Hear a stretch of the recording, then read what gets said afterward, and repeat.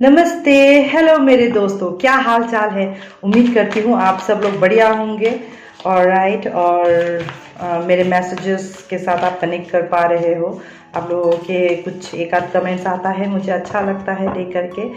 और लाइक वगैरह अगर आप करोगे तो मुझे मोटिवेशन मिलेगा। वैसे अगर आप लाइक नहीं भी करोगे तो मुझे कोई फ़र्क नहीं पड़ता है एक लाइक से। बट हाँ, ये एक तरीका होता है यूनिवर्स को बताने का कि धन्यवाद फादर, थैंक यू फादर, आपने मेरे लिए ये मैसेज भेजा। ऑलराइट, तो ये एक ग्रैटिट्यूड दिखाने का तरीका होता है। वैसे एक थम्स अप से मेरा क्या फ़र्क पड़ेगा, आपको बहुत फ़र्क पड़ेगा क्योंकि वो एक एनर्जी है। तो मैं ये कहने की कोशिश कर रही हूँ कि हमारा जो कॉस्मोस है इस टाइम पे, ये जो माँ धरती है, ये माँ पृथ्वी है, इनकी एनर्जी इस तरीके से चेंज हो रहा है कि हमारे लाइफ में सब कुछ चेंज होने जा रहा है। नया धरती, नए लोग, नया पृथ्वी, नया लॉ, नया कानून, नया सब कुछ होने जा रहा है हमारे लिए। क्योंकि इसके लिए माँ पृथ्वी ने भी बहुत सेक्रीफाइसेस किया है, माँ सीता। और राइट, तो कहने का मतलब ये है कि माँ सीता ने भी परीक्षा दिया था, अग्नि परीक्षा, पता नहीं कौन कौन से परीक्षा माँ सीता ने दिया था। तो उनको परीक्षा दे करके उनको वापस जाना पड़ा था, धरती में ही समा जाना पड़ा था। ठीक है, और उन्होंने सेक्रीफाइस किया है। तो अब वापस ये इसको क्या बोलते हैं ना, दोबारा से सींचने का टाइम है।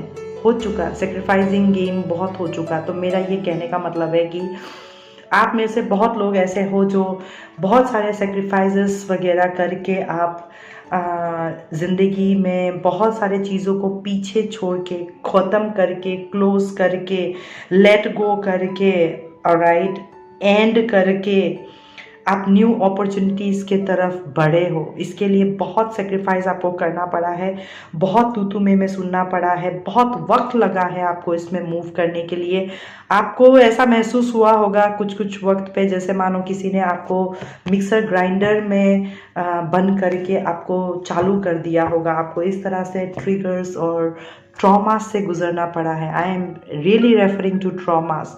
आप में से कुछ लोग ऐसे हो जो आपको लगा होगा कुछ टाइम पे कि आप मानसिक संतुलन खो बैठे हो, लाइक मेंटल ट्रॉमा से गुजरे हो, डिप्रेशन के उस लेवल तक। लेकिन भगवान आप पे बहुत मेहरबान रहा है, इसीलिए आप बिना रुके, बिना थके, खुद को एक सती माता की तरह सेक्रीफाइस करते हुए आगे चलते जा रहे हो। आप देखो, ये सारे भगवान हैं, शिव जी से लेके नारायण से लेकर के, ये सब लोग भगवान हैं जो सती माता को हाथ जोड़ के अपना ट्रिब्यूट दे रहे हैं, अपना रिस्पेक्ट पे कर रहे हैं। राइट, तो उन्होंने अपने आप को तपाया, जलाया, पिघलाया, जो भी किया।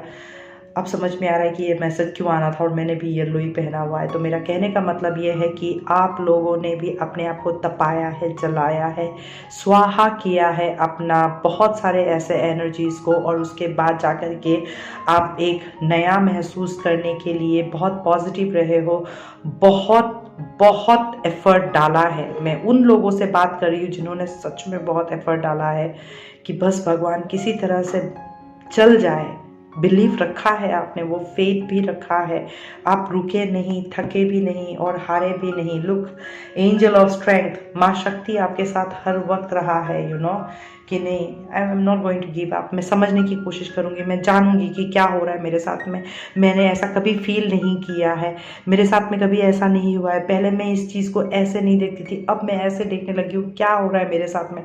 आप इस तरह के एनर्जीज के साथ में आपने डील किया है, बिकॉज आप एक कार्मिक लूप में थे। आप किसी पिछले जन्म के आप कार्मिक लूप में थे। फॉर एग्जाम्पल, आप सोचो कि आपने किसी को प्यार किया, बहुत प्यार किया, और ये बंदा आपको छोड़ के चला गया है।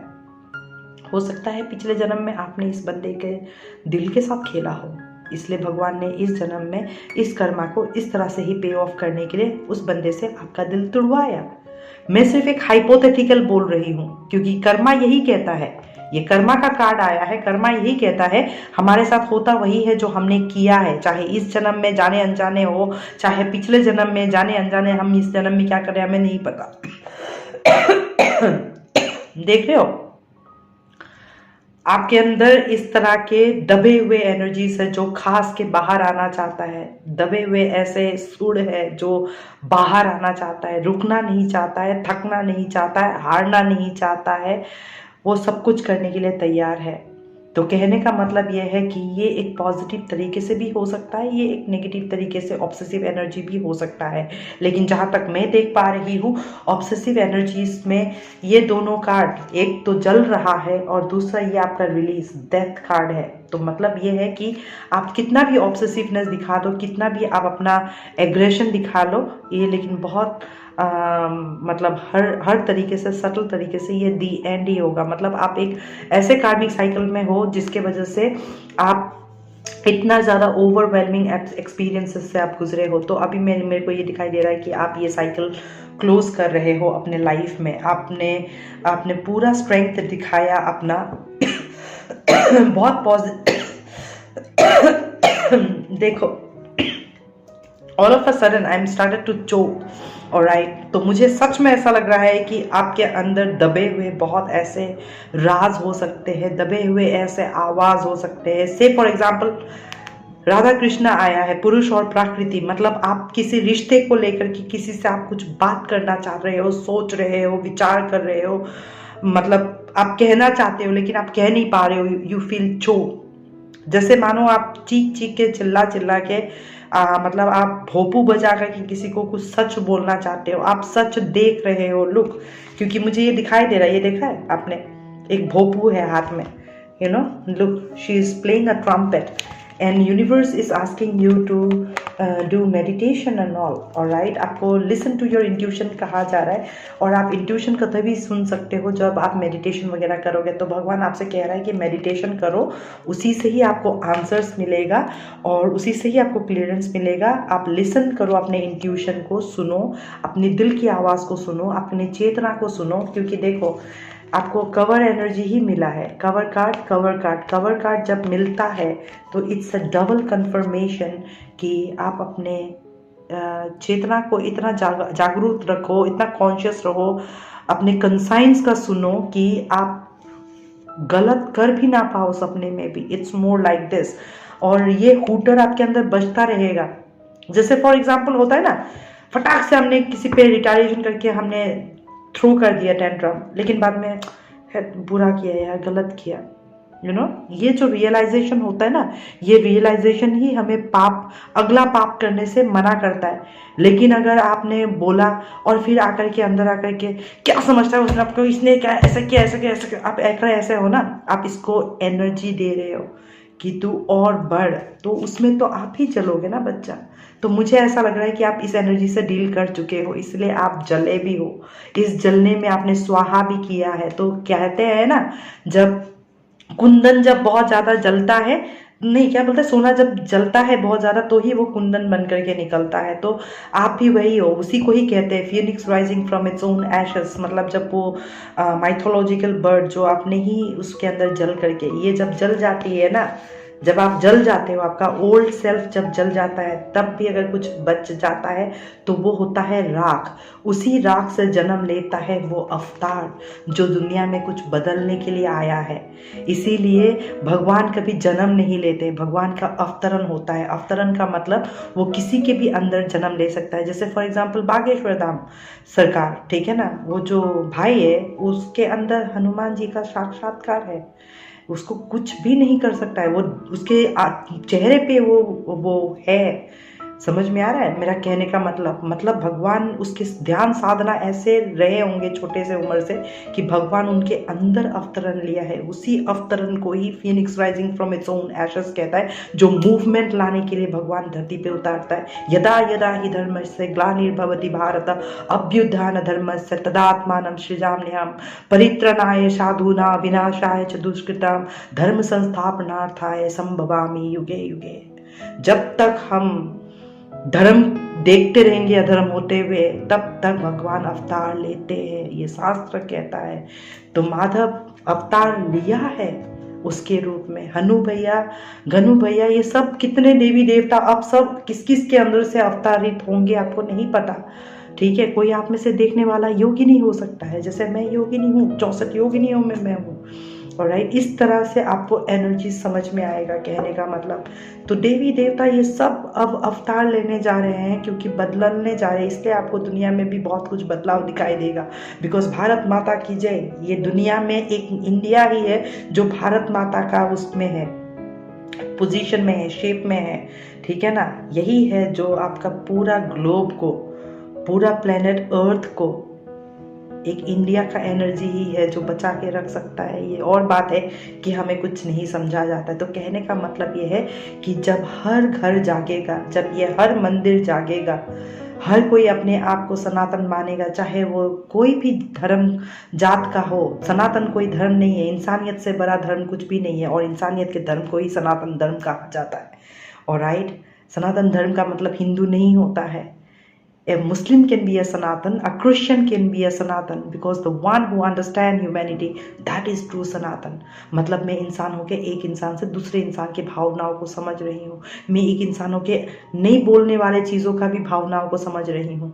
इट्स मोर लाइक दिस, जैसे आप ब्रश करते हो, आप ब्रश को ऐसे फेंक तो नहीं देते हो ना, आप उसके साथ भी एक रिश्ता निभाते हो। आपको पता है ब्रश करने के बाद उसको जगह पे रखना है। आप कंघी कर रहे हो, आपको सुंदर बना रहा है वो कंघी, ये तो नहीं है ना कंघी करके यूं फेंक दिया। लड़का लोग करता है ऐसा, राइट। तो जो लोग ये सब चीजें करता है उनको भगवान उसी हिसाब से समझाएंगे, तुमने मेरी कदर नहीं की, इसको नॉन लिविंग थिंग समझ करके। लेकिन नहीं, सनातन ये कहता है कि हर चीज में जान है, ठीक है ना। एक मुसलमान को काटो, एक हिंदू को काटो, एक क्रिश्चियन को काटो, किसी को भी काटो, लाल खून ही निकलेगा। कोई मुझे अलग खून दिखा दे तो मैं मानूंगी कि ये सनातन नहीं है। तो सनातन एक होना बताता है, सनातन ये फर्क मिटा देता है कि देखो तुम कैसे सनातन हो, तुम्हारा भी खून लाल, मेरा भी खून लाल। ऑलराइट, चाहे तुम हिंदू हो, फिर क्रिश्चियन हो, तुम मुस्लिम हो, सिख हो, ईसाई हो, जो भी हो। तो कहने का मतलब यह है कि हमारे धरती पे ये चेंजेस आ रहा है, तो आपके अंदर चेंजेस आ रहा है तो बाहर भी वो चेंजेस आ रहा है, क्योंकि ऊपर अगर ये हो रहा है तो नीचे वो दिखाई दे रहा है। As above so below. इसके लिए हर किसी को वो शक्ति बनना पड़ेगा, हर किसी के अंदर राधा को जगना पड़ेगा। लुक, हर किसी के अंदर राधा को जगना होगा, हर किसी के अंदर माँ सीता को जगना होगा, हर किसी के अंदर शक्ति को जागना होगा, हर किसी के अंदर वो एप्रिसिएशंस आना होगा कि यस, हमें भगवान ने बहुत खूबसूरत से बनाया है और हमें कोई हक नहीं है किसी का भी ठेस पहुंचाने का, चाहे वो किसी भी जाति का हो, किसी भी धर्म का हो, कैसे भी हो। ऑलराइट, तो तब जाकर के ना हमारी जिंदगी का चक्कर घूमने लगता है, व्हील ऑफ डेस्टिनी जिसको कहते हैं। हाँ, भगवान तब बोलता है ओके, ये बंदा ना अब समझ गया मेरा बात, मैंने जो कहने की कोशिश की, समझाने की कोशिश की, अब ये समझ गया, अब ये अच्छा बात बोलेगा, अब ये अच्छा काम करेगा, अब ये कभी भी किसी को भी गलत शब्द नहीं बोलेगा, ये इसको कर्मा का समझ में आ चुका है। अब कर्मा देवता बहुत खुश, अब आपको देंगे रिवॉर्ड।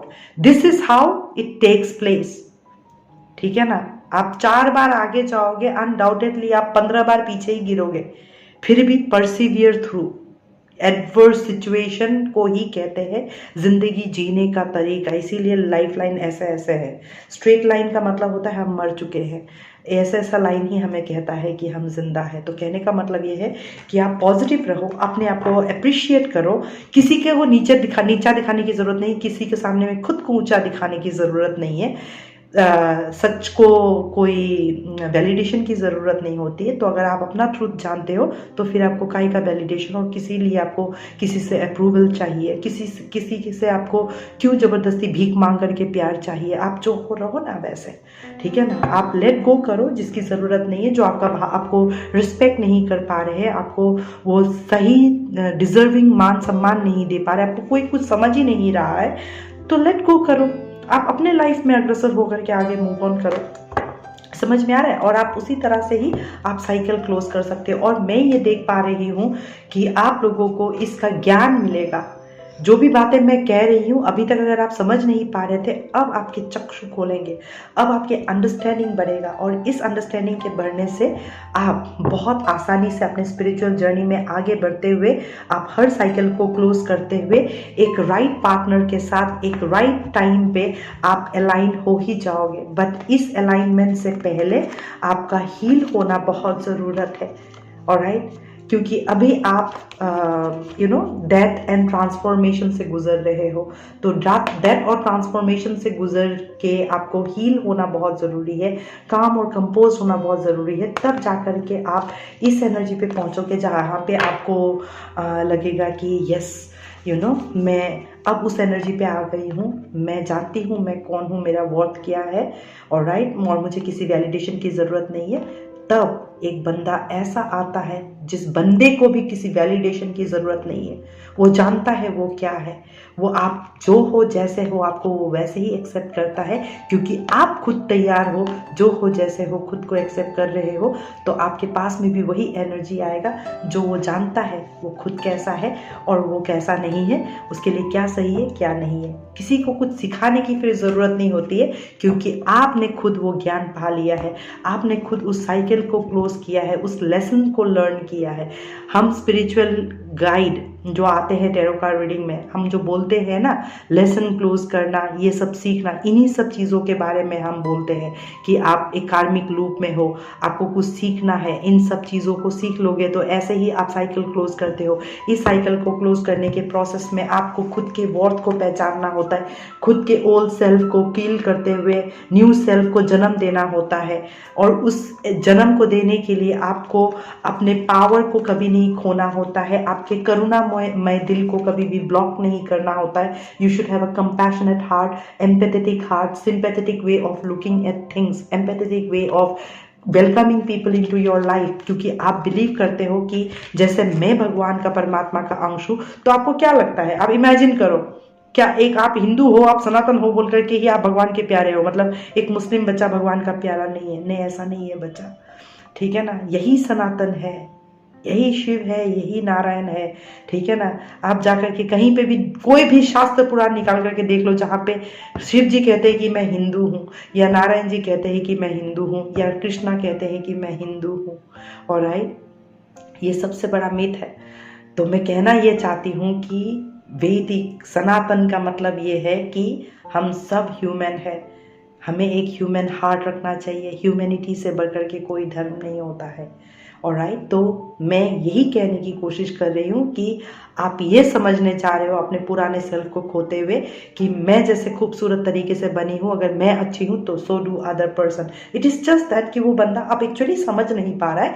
मैं बिलीव करती हूँ कि जिस तरह से भगवान ने मुझे समझाया है वैसे सबको समझाएगा। आप इस तरह के एनर्जी में आकर के खुद को हमेशा मोटिवेट करते हुए, मेडिटेशन करते हुए, अपने इस नेगेटिव एनर्जी को सप्रेस करते हुए, जलाते हुए, स्वाहा करते हुए, रोज अपना ही हवन करते हुए आप आगे बढ़ते जाते हो। ऑलराइट, हवन का मतलब, जप तप का मतलब यही होता है कि आप हमेशा ध्यान करके भगवान के सामने में ये प्रार्थना कर रहे हो कि हे भगवान, मुझे इतना ज्ञान, बुद्धि, शक्ति, भक्ति देना कि मैं हमेशा अपने गलत एनर्जीज के साथ से दूर रह करके, किसी भी एनर्जी से टेम्पटेड नहीं हो करके आपके रास्ते में चलते हुए अच्छा कर्म कर सकूँ, दूसरों की भलाई के लिए कर सकूँ।